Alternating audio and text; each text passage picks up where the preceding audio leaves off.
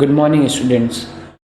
We have started a new chapter, that is atoms and molecules, and in this chapter we have introduced it that the philosopher, Indian and Greek philosopher, basically they were trying to know what will happen if you go on dividing a matter. So they reach a conclusion that we will get a smallest particle, and that cannot be further broken, that cannot be further divided, and that the name given by them is your atom. ठीक है, by Democritus and Leucippus. So an Indian philosopher called that particular particle as Parmanu. Okay, beta, now we'll move to the next section of this chapter, that is law of chemical reaction. So we have two laws. So in this video today we'll talk about those two laws. Okay, and one by one we'll try to see what this law states. Okay, so let's start the topic, that is chemical laws. So laws of chemical combination. So beta, there are two laws. Okay, it was proposed by A. Lavoisier and Proust after much experimentation. So what were the two scientists? Who were the two scientists? We have Lavoisier and Proust. And after much of experimentation, because मैंने बताया हुआ है कि 18th century तक जो scientist हैं उनको chemical जो रिएक्शंस हैं, जो एलिमेंट्स हैं, जो कंपाउंड्स हैं, इनके बारे में पता चल चुका था. तो उन लोगों ने ये जो जितने भी एक्सपेरिमेंट, जितने भी उनके पास नॉलेज थी, उसको क्या किया, उसकी बेसिस पर लॉज उन्होंने फॉर्मुलेट की. तो जो सेकंड पॉइंट है हमारा वो यही कहता है कि these laws are generalised form of experiment perform by the scientist in 17th century. तो 17th सेंचुरी तक जो साइंटिस्ट थे उन्होंने जो भी एक्सपेरिमेंट किया था, उस एक्सपेरिमेंट की बेसिस पर उन्होंने जब उन्होंने सारे एक्सपेरिमेंट को देखा तो उनको जो बातें कॉमन मिली, जो सभी में मिली उनको, वो उन्होंने लॉज के फॉर्म में हम लोगों को बताया. That is the laws of chemical combination. तो हम जनरली हमारे पास तीन लॉज हैं. एक है law of conservation of mass, एक है लॉ ऑफ कांस्टेंट प्रोपोर्शन, और एक है law of multiple proportion. But in our class, that in class 9th, हम सिर्फ दो लॉज के बारे में पढ़ेंगे. एक है लॉ ऑफ कंजर्वेशन ऑफ मास और एक है लॉ ऑफ कांस्टेंट प्रोपोर्शन. तो सबसे पहले लॉ ऑफ कंजर्वेशन ऑफ मास के बारे में हम पढ़ते हैं. तो बेटा उसके नाम से ही क्लियर है कि जो लॉ ऑफ कंजर्वेशन मास ये कहता है कि हम कितना भी रिएक्टेंट ले लें और कितना भी जो रिएक्टेंट ले लें, जो उनका पूरा का पूरा जो अमाउंट होगा, जो उनका मास होगा, वो जो रिएक्टेंट होंगे उनके क्या होगा, इक्वल होगा. दूसरी भाषा में आप क्या बोल सकते हैं बेटा कि this law state that mass can neither be created nor be destroyed in a chemical reaction. Chemical reaction में हम जिन दो चीज़ों को मिलाएंगे, कोई नया कंपाउंड बनाएंगे, तो जो हमने यहाँ पे सब्सटेंसेस लिया, suppose we have A and B, these are the reactant. आप सोच रहे होंगे रिएक्टेंट क्या होते हैं. तो रिएक्टेंट आर दो सब्सटेंसेस, हम आगे बात करेंगे उनमें. रिएक्टेंट आर दो substances which take part in a chemical reaction. और प्रोडक्ट क्या होते हैं, जो नया सब्सटेंस बनता है रिएक्शन में, that is known as product. तो in this we will see that A and B are the reactant and C is the product. C is the product. Okay, and A and B are reactant. So जो reactants होते हैं बेटा, they are always written in the left side and product is always written on the right side with the arrow. What does this arrow indicate? This arrow indicate the direction of reaction, कि reaction किस तरफ हो रहा है. ये reactants थे और इनको मिलने के बाद ये आपका जो प्रोडक्ट बना हुआ है. ये जो लॉ ऑफ कंजर्वेशन ऑफ मास ये दिया किसने था, तो एंटोनी एल लेवोसियर. मैंने कल ही आपको बताया था कि जो लेवोसियर हैं और प्राउस्ट हैं, ये दो मेन साइंटिस्ट हैं जिन्होंने इस जो आपका केमिकल लॉज है उसको उन्होंने क्या किया था, प्रपोज किया था. तो लॉ ऑफ कंजर्वेशन ऑफ मास में जो दो इंपॉर्टेंट चीज़ें हैं वो आपकी हैं रिएक्टेंट एंड प्रोडक्ट. तो मैंने आपको बताया कि रिएक्टेंट क्या होते हैं बेटा, in a chemical reaction the substances और द सब्सटेंस दैट कंबाइन और react is known as reactant. तो मैंने एग्जांपल क्या दिया था कि we have P plus Q and we have R.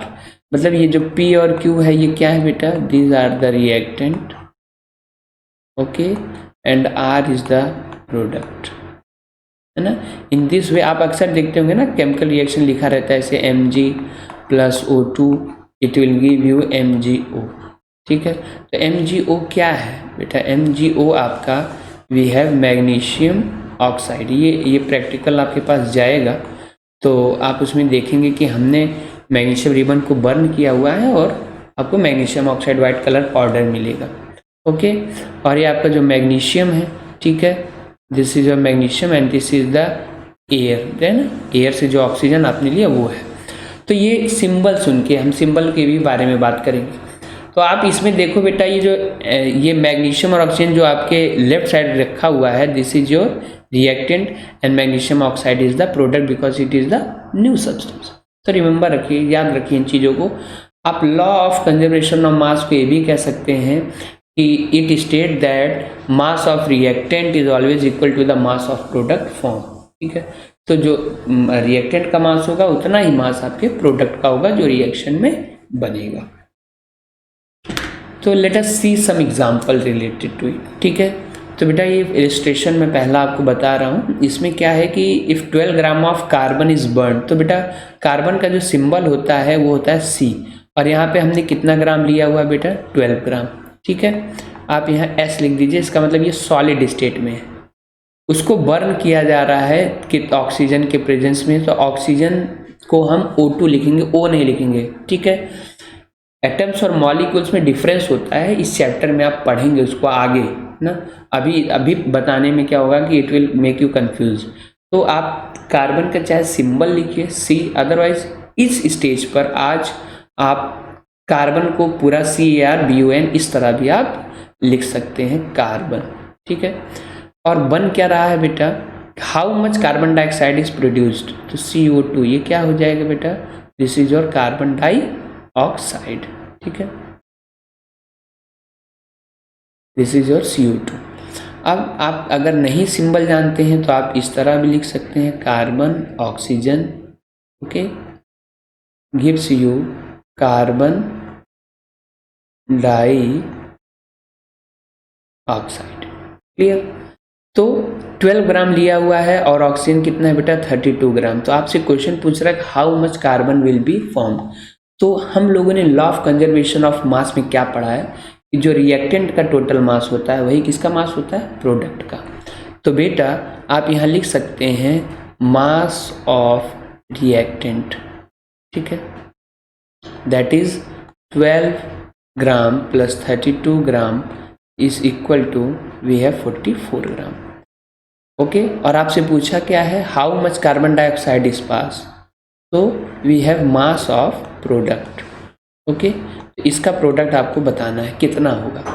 बेटा we have already studied that according to law of conservation of mass, by law of conservation of mass, what we'll write here, mass of reactant, okay, हम short में RECT dot लिख दे रहे हैं, is equal to mass of product.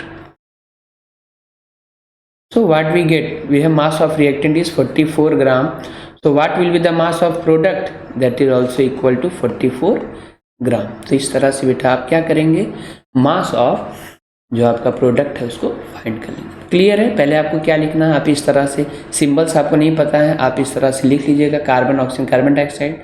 फिर आपको मास of product निकालना है, क्योंकि कार्बन डाइऑक्साइड क्या होगा बेटा, प्रोडक्ट होगा, क्योंकि जब कार्बन बर्न करेगा ऑक्सीजन के प्रेजेंस में तो मिलेगा क्या आपको, CO2, तो वो आपका प्रोडक्ट होगा, नया प्रोडक्ट है CO2। अब law of conservation of mass का अप्लाई करेंगे, यहाँ आप लिख दीजिए by law of conservation of mass, mass of reactant product, आपने रिएक्टेंट की वैल्यू निकाली हुई है, प्रोडक्ट वैल्यू आपको मिल जाएगी। So let us see some questions on this, ठीक है।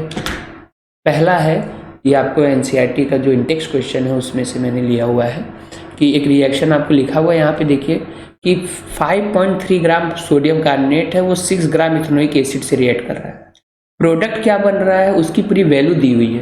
प्रोडक्ट जो है वो 2.2 ग्राम कार्बन डाइऑक्साइड है, 0.9 ग्राम आपका बेटा वाटर है, 8.2 ग्राम आपका सोडियम इथेनोएट। ठीक है, तो आपको बताना है कि क्या ये जो जो जो पूरा वैल्यू दी हुई है, क्या ये law of conservation of mass को फॉलो करती है कि नहीं, उससे एग्री करती है कि नहीं। तो आपको करना क्या है, बहुत सिंपल है। आप यहाँ पे देखिए रिएक्शन पर लिख दिया सोडियम कार्बोनेट, इसकी वैल्यू कितनी है बेटा 5.3 ग्राम, आप ऐसे लिख लीजिएगा अपनी कॉपी में। इथेनोइक एसिड कितना है 6 ग्राम है। सोडियम इथेनोएट कितना है बेटा आपके पास, बनने के बाद सोडियम इथेनोएट बनेगा, दिया हुआ है 8.2 ग्राम। और कार्बन डाइऑक्साइड कितना है आपके पास, we have 0.9 gram. And what about water, water कितना है आपके पास, दैट इज सॉरी, जो मैंने वैल्यूज जो है वो गलत लिख दी है। ठीक है, यहाँ पे कार्बन डाइऑक्साइड जो है वो आपका, ठीक है, कार्बन डाइऑक्साइड कितना दिया हुआ है, the product of 2.2 gram of carbon dioxide, 2.2 gram, and we have 0.9 gram water. Okay, तो आपसे पूछ क्या रहा है कि आपको बताना है कि ये law of conservation of mass को एग्री करता है कि नहीं। तो आप क्या करेंगे बेटा, आप लिखोगे मास ऑफ, अभी जैसे मैंने आपको एक एग्जांपल दिया था, मास ऑफ रिएक्टेंट। ओके, ये वैल्यू आप ऐड कर लोगे रिएक्टेंट का 5.3 + 6। सिमिलरली आप लिखोगे यहाँ पे मास ऑफ प्रोडक्ट। ओके, आप इन वैल्यूज़ को 0.9, 8.2 और 2.2 का ऐड कर लीजिएगा। अगर दोनों इक्वल हैं तो आप लिख दीजिएगा mass of reactant is equal to mass of product, hence, okay, आप लीजिएगा hence it is with the agreement with the law of conservation of mass. तो आप कर लेंगे, आई हो अपनी कॉपी में नोट्स बना लीजिएगा पहले जो हमने दिया है, और उसके बाद आप क्या करिएगा, इन क्वेश्चंस को अपनी कॉपी में कर लीजिएगा। एक और क्वेश्चन आपको दिया हुआ है बेटा, सिमिलरली 2.8 ग्राम नाइट्रोजन गैस है जो 0.6 ग्राम हाइड्रोजन गैस से क्या कर रही है, रिएक्ट करके अमोनिया बना रही है। तो आप क्या लिख देंगे, आपको शो करना है ये भी एग्रीमेंट में है कि नहीं, with the law of conservation of mass. तो you will write nitrogen plus oxygen, because अभी आप फॉर्मूला या आइटम्स और मॉलिक्यूल्स कैसे रिप्रेजेंट किया था नहीं जानते हैं, तो आप सिंपली इस तरह से आप लिख सकते हैं अपनी कॉपी में। अब यहाँ पे सबकी वैल्यूज़ दी हुई हैं, 2.8 gram, we have 0.6 gram and we have 3.4 gram. फिर से आपको क्या करना, mass of reactant, okay, then आप लिखेंगे, इसको ऐड कर लीजिएगा, then we have mass of product, इसको ऐड कर लीजिएगा। और अगर दोनों इक्वल आता है तो दोनों की इक्वल लिख करके mass of reactant is equal to mass of product लिख करके लिख दीजिएगा it is with the agreement with law of conservation of mass. तो इस वीडियो में इतना ही बेटा। नेक्स्ट वीडियो में हम लोग बात करेंगे लॉ ऑफ कांस्टेंट प्रोपोर्शन की, बहुत इंपॉर्टेंट वीडियो है वो, है ना, बहुत इंपॉर्टेंट टॉपिक, और उसके बाद हम डाल्टन एटॉमिक थ्योरी पे डिस्कशन करेंगे।